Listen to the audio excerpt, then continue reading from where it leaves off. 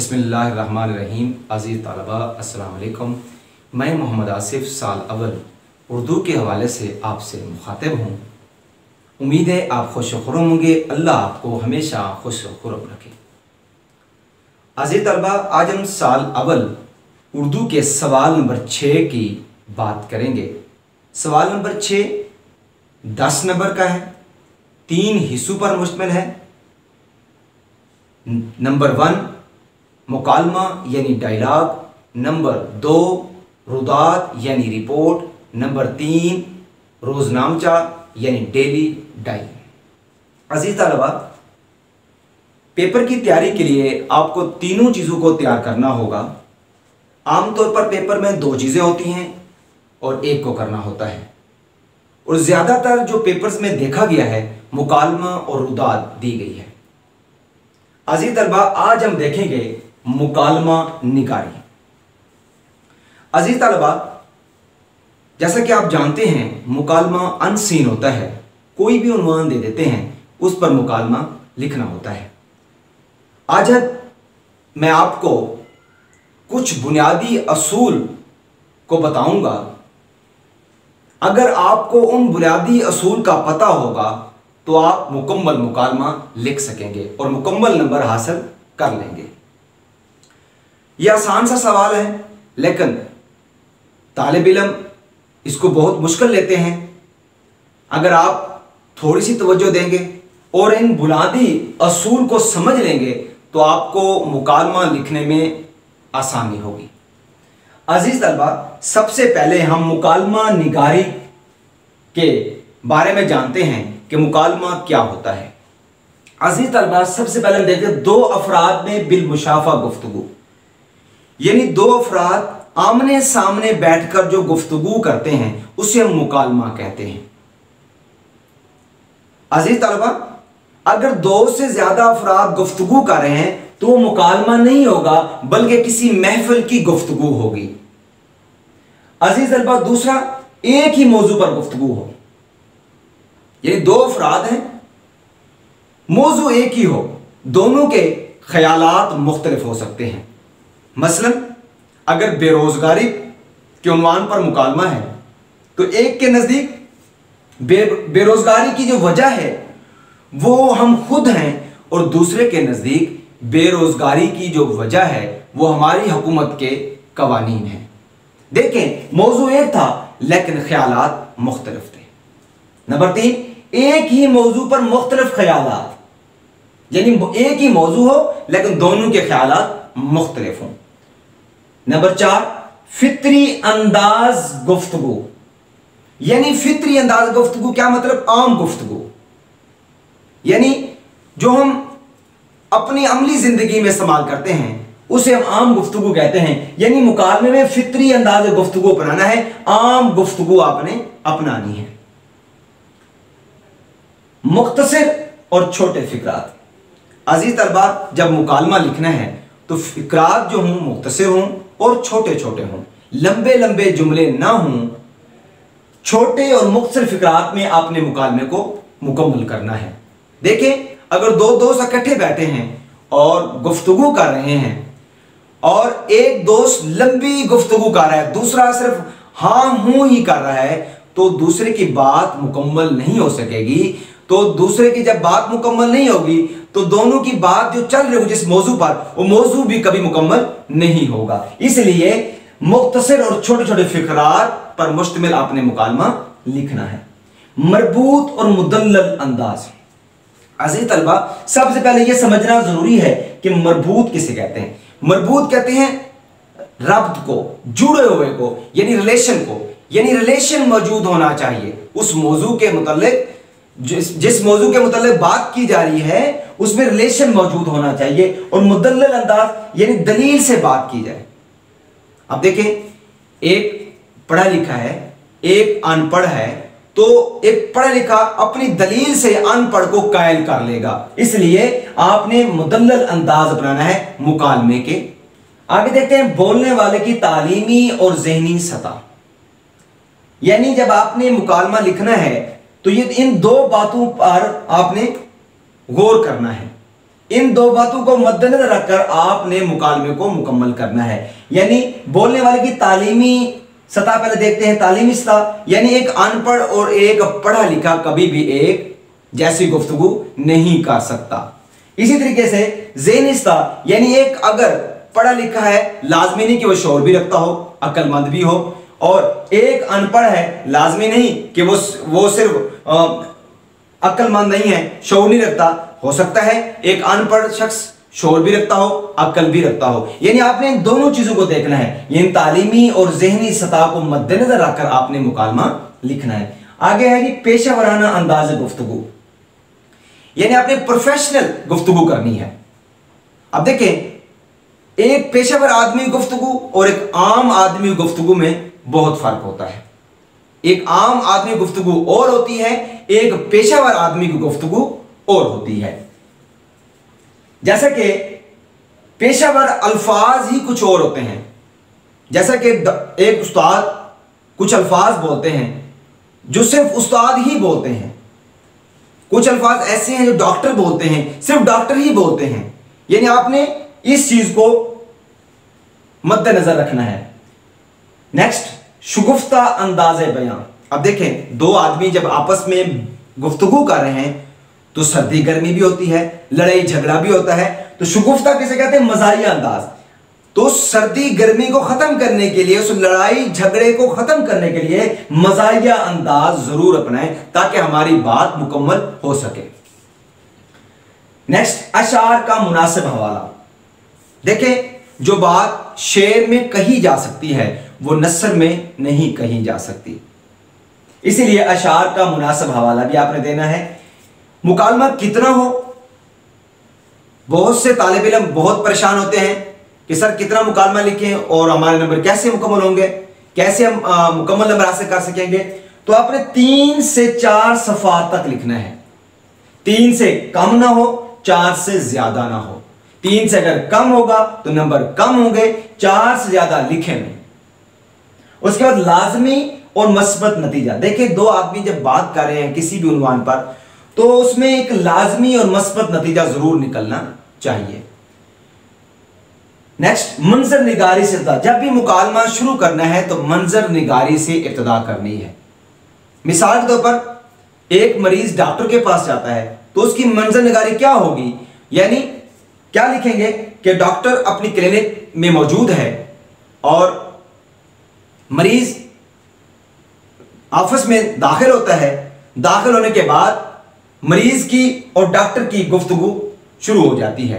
यानी ये मंजर निगारी से इब्तिदा करेंगे और इन तमाम बुनियादी असूल को मद्देनजर रखकर, इन तमाम बुनियादी असूल को मद्देनजर रखकर हम मुकालमे को लिखेंगे। अब हम आगे मजीद बुनियादी असूल को देखते हैं कि एक पेशेवर आदमी की गुफ्तगू कैसी होती है, एक पेशेवर आदमी किस तरह बात करता है, एक पेशेवर आदमी के लिए कौन कौन से अल्फाज इस्तेमाल किए जा सकते हैं।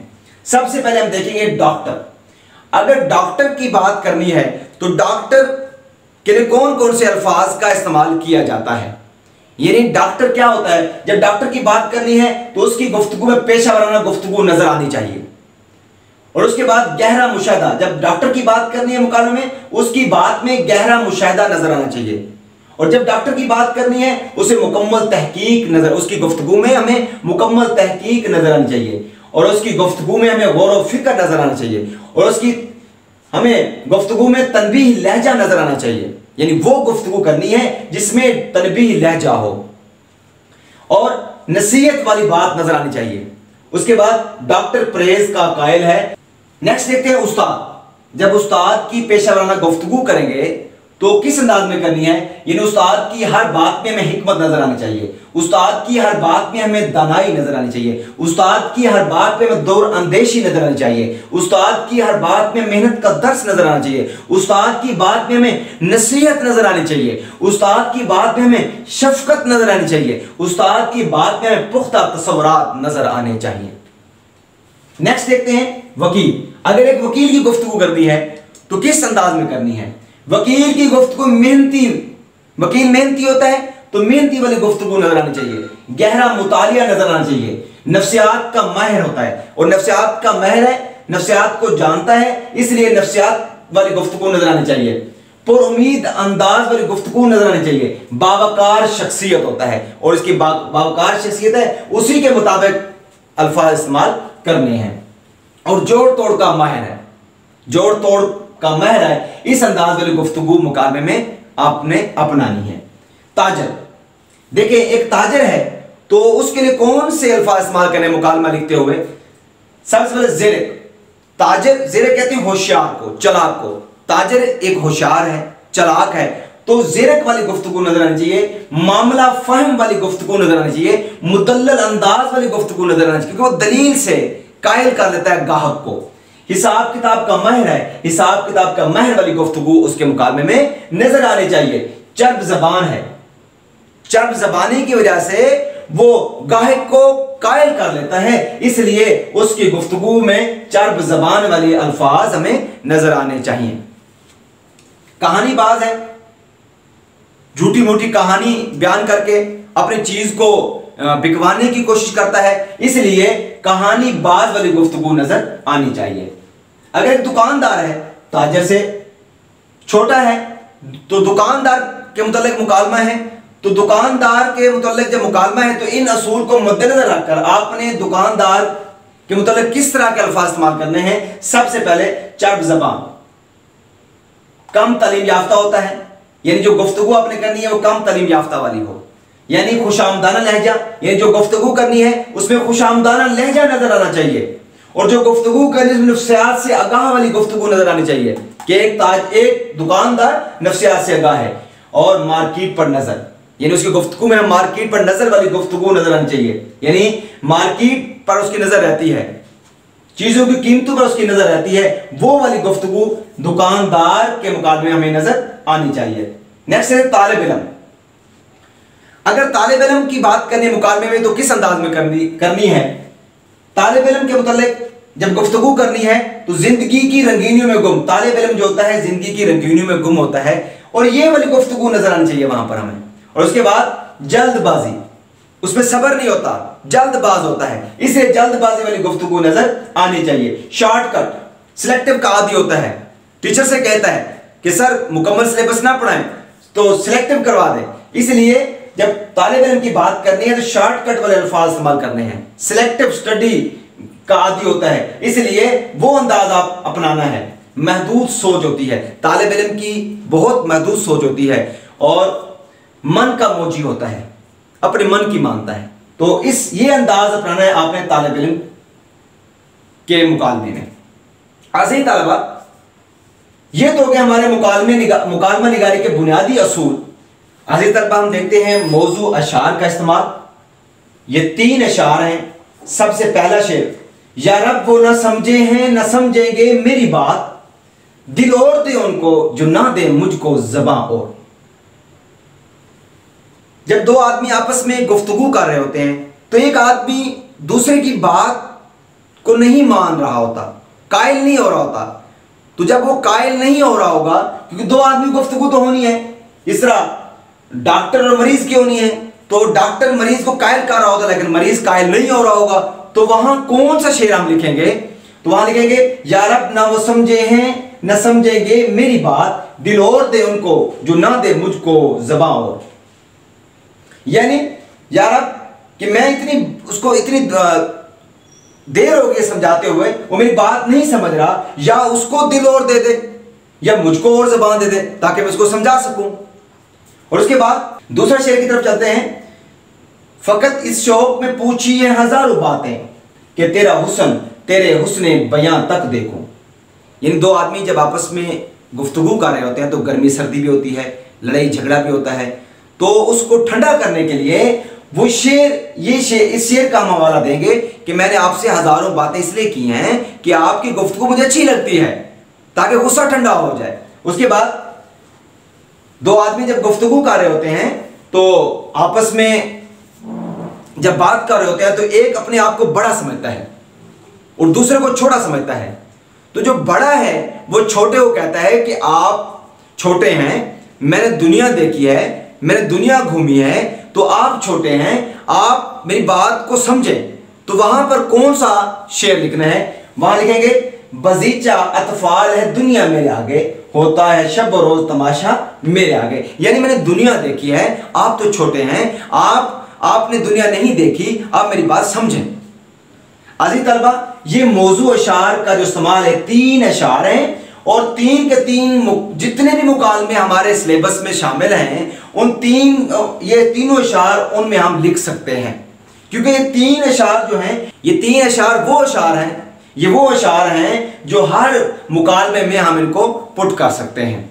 अजीज तलबा, मैं एक छोटा सा मुकालमा लिखने की कोशिश की है कि मुकालमा हमने किस तरह लिखना है, कि कौन सा अंदाज होना चाहिए।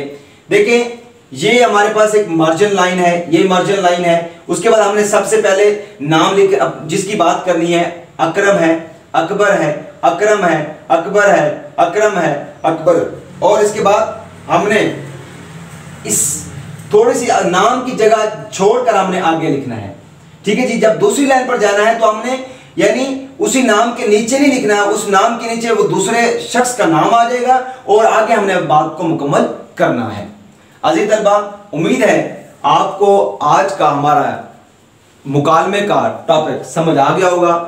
नेक्स्ट हमारे लेक्चर को देखने के लिए, सुनने के लिए हमारे इस चैनल को सब्सक्राइब करें, लाइक करें, ताकि हर आने वाली वीडियो आप तक बआसानी पहुंच सके।